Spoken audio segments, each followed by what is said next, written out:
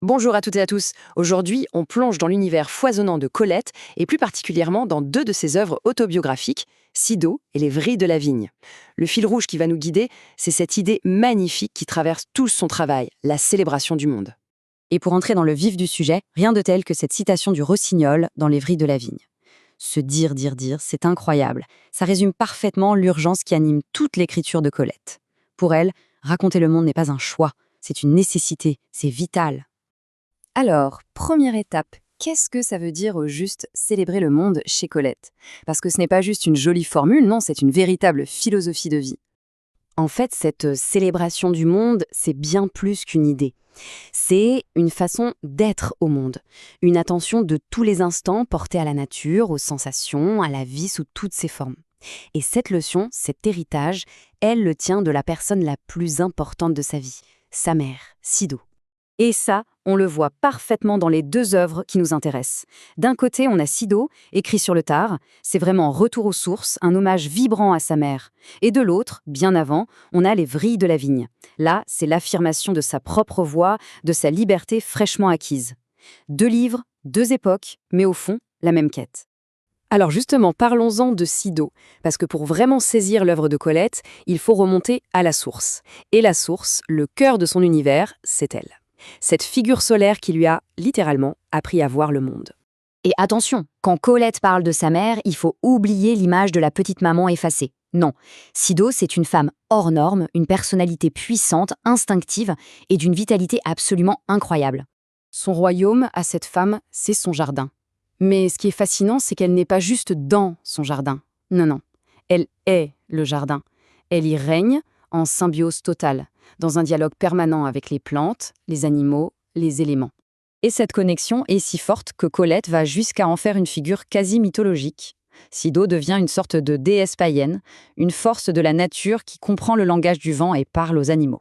Finalement, tout cet héritage, toute cette philosophie de Sido, ça tient en un seul mot. Un tout petit mot, une injonction qui va fonder toute l'œuvre de sa fille, regarde. Ce n'est pas juste vois, c'est bien plus, c'est observe, ressens, émerveille-toi. Et cette philosophie, on peut la résumer en 4 grands principes. D'abord, une curiosité sans bornes. Ensuite, une liberté d'esprit farouche. Puis, la recherche constante de l'harmonie avec tout ce qui vit. Et enfin, et c'est peut-être le plus important, un respect infini pour tout ce qui veut vivre. Voilà, le socle de la célébration du monde est posé. Bon, Sido dit regarde, mais comment on fait concrètement ? Eh bien pour Colette, la réponse est évidente. On regarde avec tout son corps, avec l'intégralité de ses sens. C'est une immersion totale, une véritable explosion de sensations qui va devenir la matière première de son écriture. On commence par le plus direct, le toucher. C'est la base, le contact physique avec la matière du monde.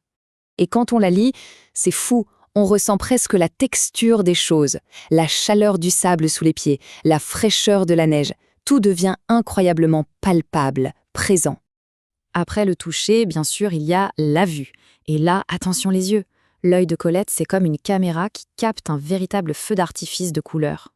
Ces descriptions, c'est une palette de peintre. Elle fait littéralement exploser les couleurs sur la page. Le rose, le rouge et toutes ces nuances de mauve, de lilas, de violet. On y est. On continue ce voyage sensoriel avec le goût. Et chez Colette, la saveur du monde, c'est quelque chose de très simple, de très pur, de presque originel. Oubliez la grande gastronomie. On est vraiment sur un goût authentique, celui de la terre. L'eau pure des sources, les sucs des plantes, le goût à l'état brut. Et on termine avec les deux sens peut-être les plus subtils, l'ouïe et l'odorat. Et ce qui est fascinant chez elle, c'est que ces deux-là ne font souvent qu'un. Ils fusionnent. Mais regardez cette phrase, c'est juste génial. Pointez les oreilles, d'accord ? C'est l'ouïe. Mais c'est avec des narines ouvertes pour boire le parfum. Les sens sont complètement mélangés. On ne fait pas que sentir, on boit les odeurs. C'est une perception totale, quasi animale du monde. Alors, toute cette explosion de sensations, elle est évidemment ancrée dans un lieu et une époque bien précise. Un lieu mythique pour elle, le paradis perdu de son enfance, un monde qu'elle ne cessera de vouloir retrouver par l'écriture. Cette phrase, elle résume tout. C'est magnifique, non ? Ça veut dire que son enfance, ce n'est pas juste un vague souvenir.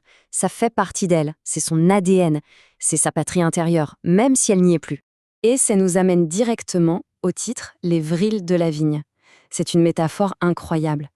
Les vrilles, ce sont toutes les entraves sociales, conjugales, qui l'ont longtemps enchaînée, qui l'ont empêché de chanter. Écrire, c'est l'acte de couper ses vrilles pour trouver sa propre voix. L'image qu'elle utilise au début du livre, celle du rossignol, est limpide. Tant qu'il est prisonnier des vrilles, le rossignol est muet, il ne chante pas. Et dès qu'il se libère, il chante toute la nuit. C'est son histoire en fait. C'est Colette qui se libère de l'emprise pour enfin trouver sa propre voix, son propre chant. Ok, donc on a Sido et sa leçon de vie d'un côté et la quête de liberté de Colette de l'autre. Comment est-ce que tout ça se rejoint? Eh bien la réponse elle est dans son style même, dans son écriture poétique si particulière. Parce que attention, quand on parle de poésie chez Colette, il ne faut pas imaginer des grands trucs abstraits déconnectés du réel. Pas du tout. Au contraire, c'est l'héritage direct de Sido. C'est un art de l'attention. C'est en décrivant une fleur avec une précision chirurgicale, une sensation avec le mot juste qu'elle fait de la poésie. Écrire pour elle, c'est la manière suprême d'aimer la vie et de la célébrer. Et voilà, on va se quitter là-dessus, sur cette question qui, je crois, résume tout. Et si, au fond, la grande leçon de Colette, celle qui vient de Sido, c'était tout simplement ça, célébrer le monde.